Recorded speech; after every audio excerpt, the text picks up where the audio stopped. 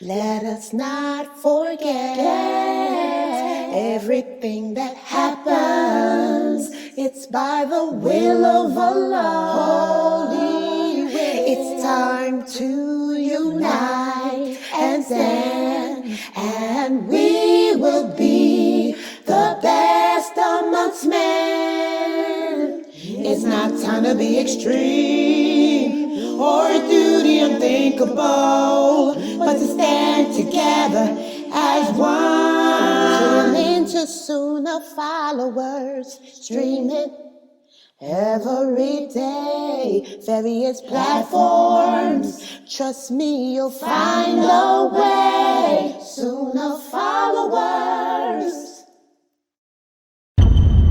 Another Sunnahfollowers exclusive, Not One of Us, written by Sheikh Muhammad S. Adli, broken down and brought to you by host lailanasheeba. Join us every Thursday night at 9 p.m. Eastern, 8 p.m. Central, right here on Sunnahfollowers. Rasulullah, welcome to our Hadith class. And for this class, we are studying the Hadith from the book entitled Not One of Us. And this is a book written by Sheikh Muhammad Saeed Adli. And it's a book wherein he went through the different sitta of the Hadiths. And he collected Hadiths in which the Prophet Sallallahu Alaihi Wasallam warned us against actions that are so bad that he said anyone who believes these things or indulges in these things is not one of us. And let's take a look at the hadith that we're going to be discussing for tonight. And again, all of the hadiths in this series are authentic, just, to, again, remind everyone, because last week I remember a brother asked me about, a brother asked about the authenticity of the hadith that we discussed last week. And I told him, of course, everything and all the hadiths here are authentic. So there's no question about any of that.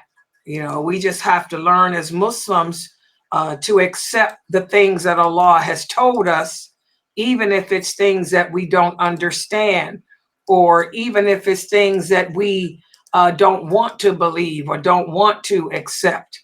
So let's take a look at the hadith for tonight's discussion. And that's why I use PowerPoint, because I always give you guys the source of the hadiths too.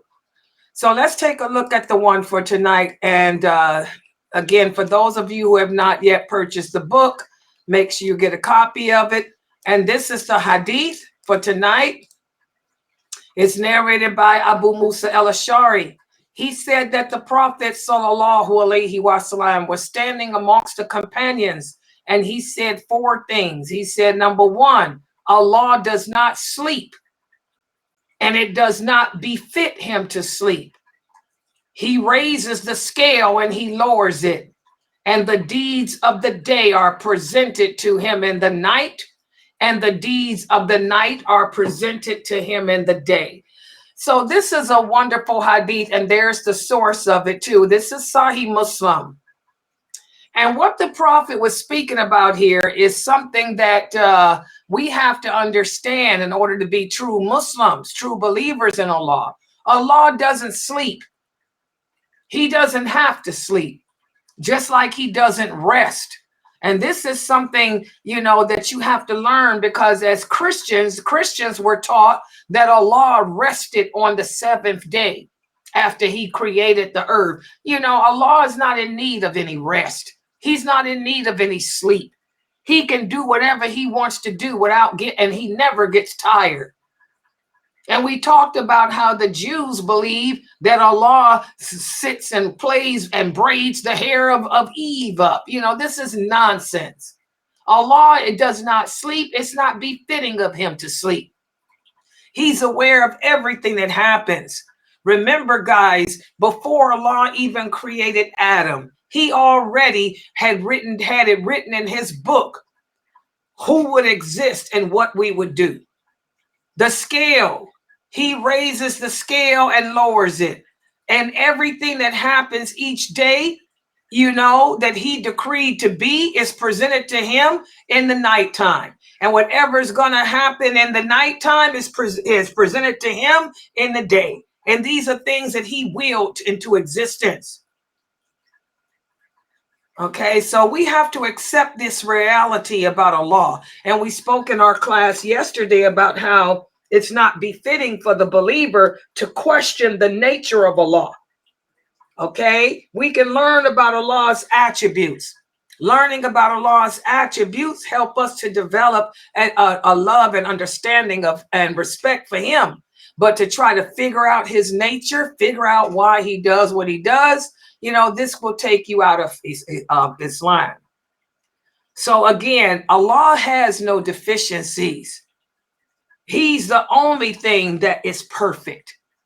He's the only one who is perfect. Perfection belongs to him. And we have to remember that every day, our deeds, for every human being in existence, and jinn too, our deeds are presented to Allah every day, even though he already knew what we was going to do. But it's presented to him every day. So there's nothing that we can hide from Allah.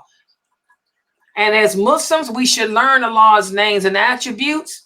But again, don't try to figure him out. Don't try to psychoanalyze him. Don't try to compare or ask how or why or take his names out of context.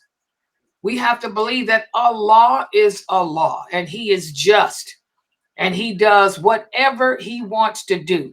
And everything that he does, there's wisdom behind it. It's just that you and I may not know the wisdom. We don't have to know the wisdom. But everything Allah does is for a reason. And this goes hand in hand with what I've been reiterating all week to you guys. Because there are so many Muslims out there who can't handle the reality of what's happening in the world today. You know, we can't get in a grip on life. And we're asking, why is Allah allowing these things to happen? He has wisdom. On the day of judgment, he'll tell you why he did what he did. But until then, you have to accept it. He doesn't owe you or me an explanation for anything. But there is a reason behind the madness of the world today. There's a reason behind all the madness that's happening. And Allah will share that with you on the day of judgment. We all will have our one-on-one time with him. We will have our one-on-one time with him.